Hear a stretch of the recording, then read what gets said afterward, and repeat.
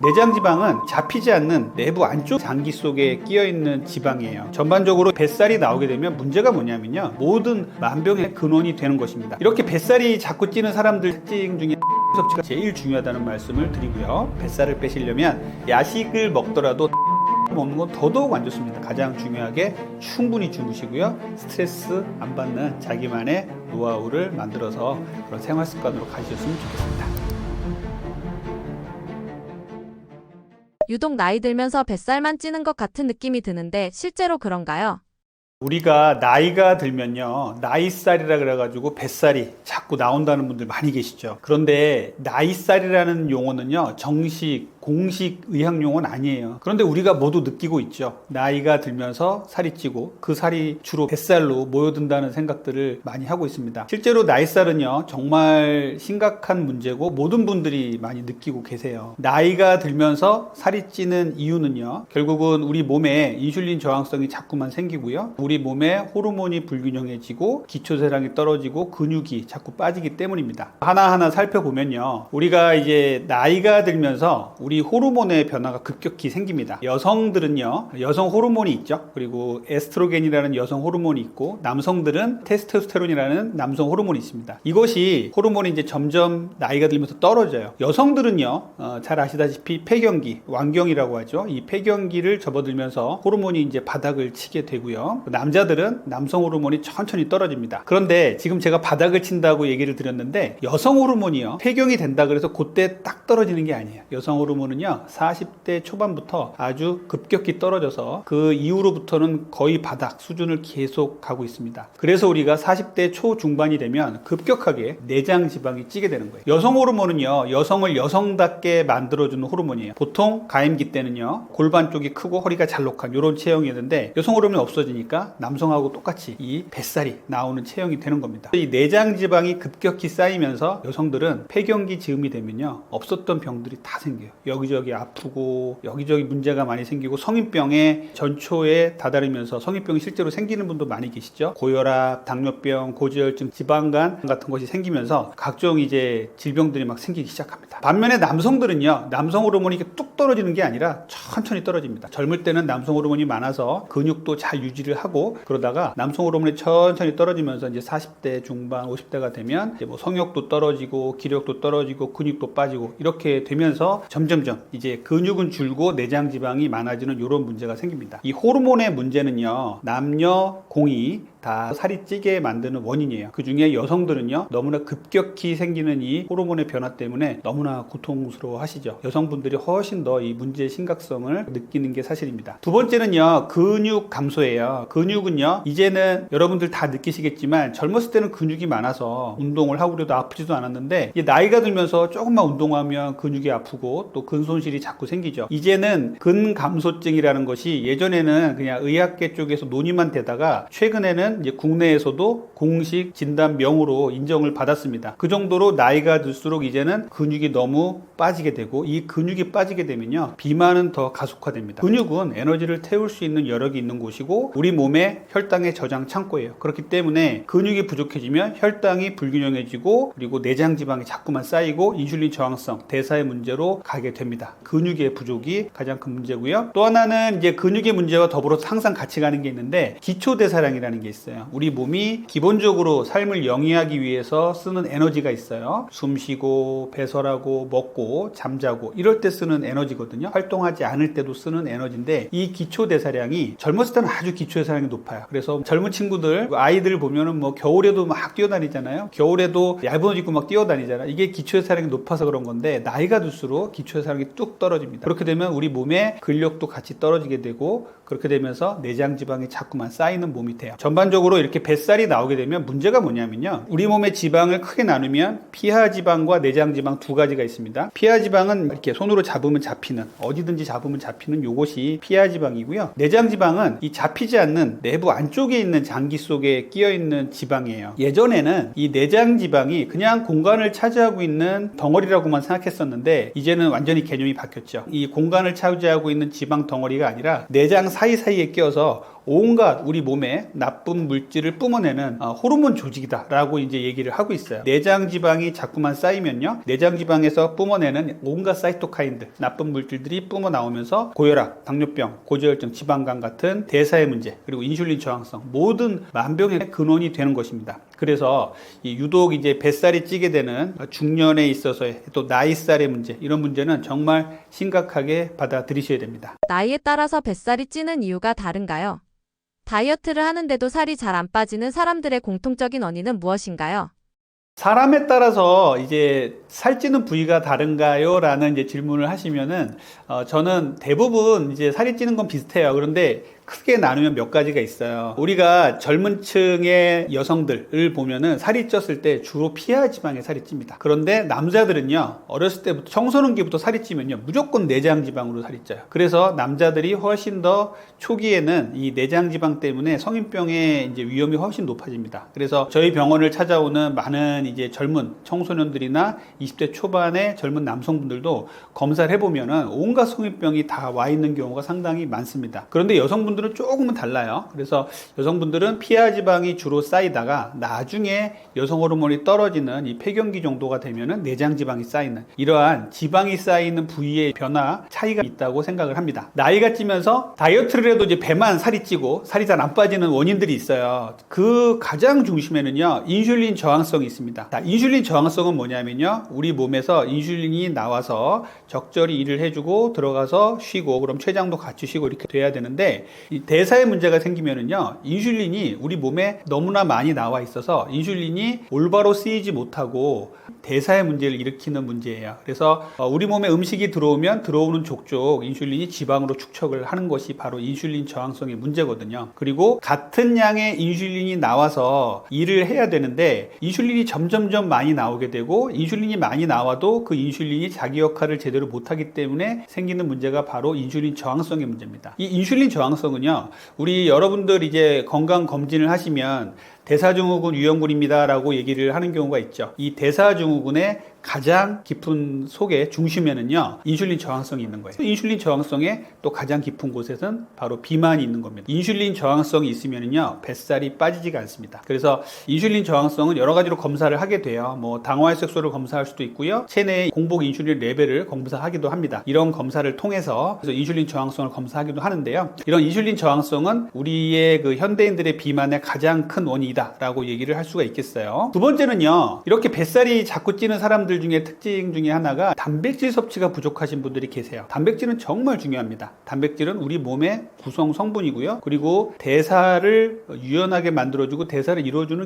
아주 기본적인 건데요, 이 단백질이 아직도 우리 한국 사람들에게는 상당히 부족합니다. 그래서 단백질이 부족해지면요, 내장 지방이 찔 수밖에 없어요. 이 단백질 대사가 잘 안 되기 때문에 지방이 점점점 축적이 됩니다. 그래서 이 단백질 섭취가 부족하신 분들은 마른 비만으로 갈 가능성도 훨씬 높습니다. 이렇게 근육은 적고 지방은 많은 이런 몸이 될 수 있기 때문에 단백질 섭취가 부족하신 분들도 상당히 뱃살의 위험이 높으신 분들이에요. 자, 세 번째는요, 유산소 운동만 하시는 분들이 계세요. 자, 우리가 이제 내장 지방을 빼고 근육을 올리려면요, 근력 운동이 필수거든요. 그런데 운동을 한다고 하시면서 무조건 걷기만 하시거나 그리고 유산소 운동만 하시는 분들이 계세요. 이렇게 되면은요, 우리 몸에서 근육이 늘지를 못합니다. 근육은요, 혈당을 머금는 저수지예요. 근육이 혈당을 머금었다가 뿜어냈다가 하는데, 이 근육이 부족해지면요, 우리 몸에서 혈당을 머금지 못하고 내장 지방이 더 쌓이거든요. 그런데 유산소 운동만 하시는 분들은요, 근육이 늘 틈이 없어요. 뭐 어떤 심혈관계 질환에 대한 부분은 좋아지겠지만 유산소 운동만 꾸준히 계속 하신 분들은요, 자꾸만 내장 지방이 찐다, 이런 분들도 계십니다. 이렇게 내장 지방이 찌는 분들 중에서 운동 방식이 좀 잘못된 분도 계시기 때문에 유산소 운동만 너무 하시게 되면은 내장 지방이 찔 수 있다라는 말씀도 드리겠습니다. 그리고요, 중요한 게 수면과 스트레스예요. 우리 내장 지방의 가장 중요한 문제이기도 해요. 우리 현대인들에게 이 수면과 스트레스 문제 정말 심각하죠. 이 수면을 못 취하면요, 우리 몸에 이제 성장 호르몬도 제대로 혜택을 못 누리게 되고요, 코티졸이라는 스트레스 호르몬도 많이 나와요. 그리고 낮에 우리가 생활하면서 스트레스를 많이 받으면 코티졸이 많이 나오거든요. 이 코티졸이라는 이 스트레스 호르몬이라는 녀석은요, 우리 몸이 이제 진화의 과정에서 우리를 지켜줬지만 지금 현대인에게는 이 내장 지방을 쌓는 일어나는 주요 원인이 됩니다. 스트레스를 많이 받게 되면요, 내장 지방이 점점점 축적이 되는 이런 쪽으로 자꾸 발전이 돼요. 현대인들에게 수면 부족과 스트레스의 문제는 정말 심각하거든요. 내가 내장 지방이 정말 뱃살이 정말 안 빠진다 이런 분들이 계시다면요, 수면과 스트레스의 문제를 항상 뒤돌아 보셔야 됩니다. 그래서 7시간 반 전후에 숙면은 꼭 취해 주시고요, 스트레스를 줄이기 위해서 스스로의 노력, 산책을 한다든지 자기만의 취미 생활을 갖는다든지 종교 생활이라든지 이런 것들을 통해서 스트레스를 잘 해소할 수 있는 이러한 해소 방법을 찾으셔야 됩니다. 식단은 어떻게 하는 게 좋은가요? 식단을 꾸릴 때는요, 제가 앞에서도 말씀드렸지만 단백질 정말 강조했잖아요. 단백질이 정말 제일 중요합니다. 자, 뱃살을 줄이는 데 있어서 단백질 정말 중요한데요, 이 단백질이 풍부해야 뱃살로 가는 지방이 줄어들고요, 근육으로 갈 수 있게 되거든요. 우리가 단백질의 섭취량을 정상인에서 봤을 때는 kg당 0.8에서 1g 정도라고 얘기를 해요. 그러면 60kg의 성인이라면 60g 정도가 되겠죠. 0.8에서 1.2g이니까 약 1g 정도 생각합니다. 그런데 다이어트를 해야 되는 분들, 또 운동을 열심히 하시는 분들, 그리고 노인분들은요, 단백질 섭취량이 더 많이 필요해요. 단백질 요구량이 더 커지는 거예요. 이런 분들은요, 1.5g 이상 드셔도 됩니다. 60kg의 성인이라면요, 70g 정도의 단백질을 드셔도 돼요. 또 단백질은요, 우리가 음식으로 충분히 섭취를 해야겠죠. 그래서 뭐 동물성 단백질, 식물성 단백질 많이 있잖아요. 동물성 단백질은 흔히 우리가 알고 있는 계란이라든지 닭가슴살, 그리고 수육이라든지 생선의 흰살 이런 것들 많이 있고요. 식물성 단백질은 콩이라든지 아몬드, 버섯 이런 것들, 시금치 많이 있잖아요. 이런 것들을 식물성 2, 동물성 1로 맞춰서 드시는 게 중요하고요. 그리고 아까 제가 말씀드렸던 이 단백질의 요구량, 만약에 60g이나 70g 정도 되는 단백질의 요구량이라면 이 요구량을 아침에 다 먹어버리고 점심 저녁을 안 먹는다, 이게 아니라 20-30g씩 나눠서 드셔야 됩니다. 아침에 20-30g, 점심에 20-30g, 저녁에 20-30g 이렇게 나눠서 드시는 것이 가장 중요합니다. 그래서 단백질 섭취가 정말 제일 중요하다는 말씀을 드리고요. 두 번째는요, 혈당을 안정화시키셔야 돼요. 혈당이 안정화되어야 우리 몸에서 인슐린이 적절히 나오고 인슐린 저항성도 안 생깁니다. 그래서 우리 몸의 혈당을 안정화시키는 것이 뱃살을 줄이는데 가장 중요한 식단의 원칙이라고 하겠어요. 그래서 혈당을 안정화시키려면 결국은 정제된 탄수화물을 줄여야겠죠. 빵, 떡, 면, 과자, 액상과당, 과일을 갈아낸 주스 이런 것들 정말 안 좋거든요. 이런 것들이 혈당을 급상승하게 만들면요, 우리 몸에서 포도당 농도가, 혈중 농도가 확 올라가게 되고요. 그러면 인슐린도 엄청나게 빨리 나와요. 엄청나게 많은 양이 빨리 나와요. 그래서 인슐린이 나와서 우리 몸에 지방을 저장을 합니다. 이렇기 때문에 이렇게 혈당을 안정화시키는 식사 습관이 정말 중요하거든요. 그러면 결국은 단백질 위주로 식사를 해야 되고, 탄수화물들은 이런 빵떡면 과자 이런 정제된 탄수화물들이 아니라 통곡류 위주의 적절한 탄수화물을 잘 드셔야 됩니다. 이런 것들 중요하다고 말씀을 드리겠어요. 그리고요, 세 번째는요, 야간 탄수화물 제한을 꼭 제가 말씀드리고 싶어요. 야간에 야식 먹는 거는 정말 안 좋죠. 그런데 모든 것이 안 좋은데 야간에 야식을 먹더라도 탄수화물을 먹는 건 더더욱 안 좋습니다. 그러면 밤사이에요, 우리 췌장이 너무나 많은 일을 하게 돼요. 밤사이에는 원래는 혈당이 안정화되고 뚝 떨어져 있어서 인슐린 레벨도 뚝 떨어져 있어야 되는데, 밤에 야식을 먹고 나면요, 혈당이 요동을 쳐요. 그리고 잠자는 그 순간에도 계속 밤새도록 이제 인슐린이, 췌장이 일을 해서 인슐린을 뿜어내야 되기 때문에 그만큼 우리의 췌장이 손상이 됩니다. 그렇기 때문에 밤에, 야간에 탄수화물을 먹는 것들은 정말 줄여주셔야 됩니다. 그리고 마지막으로 제가 말씀드리고 싶은 거는요, 식단을 구성하실 때 인슐린 감수성을 항상 생각해 주셔야 돼요. 인슐린이 이제 우리 몸에서 적절히 나와서 적절히 활동을 하고 우리 몸에서 쉬게 되면요, 인슐린 저항성이 생길 이유가 없어요. 그런데 우리 현대인들은 아무 때나 먹고 아무 때나 자고 정제된 탄수화물을 아무 때나 먹기 때문에 인슐린 저항성이 생긴단 말이에요. 그래서 인슐린 저항성을 생기지 않게 하려면 위에서 말씀드린 단백질 위주로 식사를 하고 정제된 탄수화물 줄여야겠죠. 거기에 더불어서 스트레스 줄이시고 잠도 푹 주무시고요, 규칙적인 생활을 해주셔야 돼요. 아침, 점심, 저녁을 내가 세 끼를 먹는 사람이라 그러면 되도록이면 같은 시간에 식사를 하시고 그 식사 이외의 시간에는 간식 같은 건 먹지 않는다, 이렇게 딱 생각을 해주셔야 우리가 인슐린 감수성이 좋아지거든요. 그래서 인슐린 감수성을 또 좋아지게 하려면 간헐적 단식도 상당히 중요합니다. 그래서 우리가 12시간 정도의 완전한 공복 시간, 물 외에는 아무것도 안 먹는 이런 공복 시간을 잘 만드시고요, 거기서 성공을 하시면 14시간, 16시간까지 공복 시간을 쭉 만들어 간다면 인슐린이 아주 우리 몸에서 잘 활동하고 푹 쉬게 되는 인슐린 저항성이 생길 틈을 안 줍니다. 그래서 이렇게 뱃살을 줄이는 식단에는요, 이런 4가지 원칙을 꼭 지켜주셨으면 좋겠습니다. 위고비 등의 비만 치료제는 언제 어떨 때 사용하길 추천하시나요? 최근에 이제 뭐 삭센다, 위고비, 마운자로가 나오면서 비만 치료제에 대한 관심들이 상당히 높아지고 있습니다. 그런데 정말로 비만 이제 치료를 하면서 안타까운 것은 그냥 정상적인 체형이고 약간만 살 더 빼면 되는 분들이 오셔가지고 위고비나 마운자로를 타러 오시는 분들이 계세요. 이런 분들은 원칙적으로 위고비, 마운자로의 치료 대상이 아닙니다. 정부에서 정해놓은 위고비, 마운자로 치료 대상이 있어요. BMI라고 하죠. 키 몸무게로 계산한 BMI가 30 이상인 경우에는 위고비나 마운자로 사용하실 수 있습니다. 그리고 위고비나 마운자로 사용할 수 있는 두 번째 기준은요, BMI가 27 이상이면서 30이 안 되더라도 27 이상이면서 고혈압, 당뇨병, 고지혈증, 지방간 같은 이런 성인병이 있거나 수면 무호흡증이 있으면 위고비나 마운자로 사용할 수 있다고 돼 있어요. 그런데 우리가 이제 일반적으로 뭐 BMI를 계산하지 않더라도 내 스스로 봤을 때 내가 너무나 이제 고도 비만인데 운동과 식사 조절을 해도 전혀 살이 안 빠지고 각종 성인병 때문에 고통받는 사람이 계시다면 위고비나 마운자로를 좀 적극적으로 사용을 하셔야겠죠. 그래서 지금 내가 특히 이제 식사 조절을 하고 싶은데 식욕 통제가 안 된다. 밤에도 야식을 시켜 먹고 막 자다 깨서 음식을 먹어야 되는 이런 분들이 계시다면 위고비나 마운자로가 큰 도움이 될 수가 있어요. 이런 부분들은 혼자 판단하지 마시고 인근 병의원에서 꼭 선생님들과 상의하시고 전문 선생님과 상의하셔서 위고비나 마운자로의 도움을 일부 받으시면 좋을 것 같습니다. 마지막으로 원장님께서 실제 진료실에서 뱃살 때문에 고민하는 환자분들에게 꼭 해주시는 말씀이 있다면요?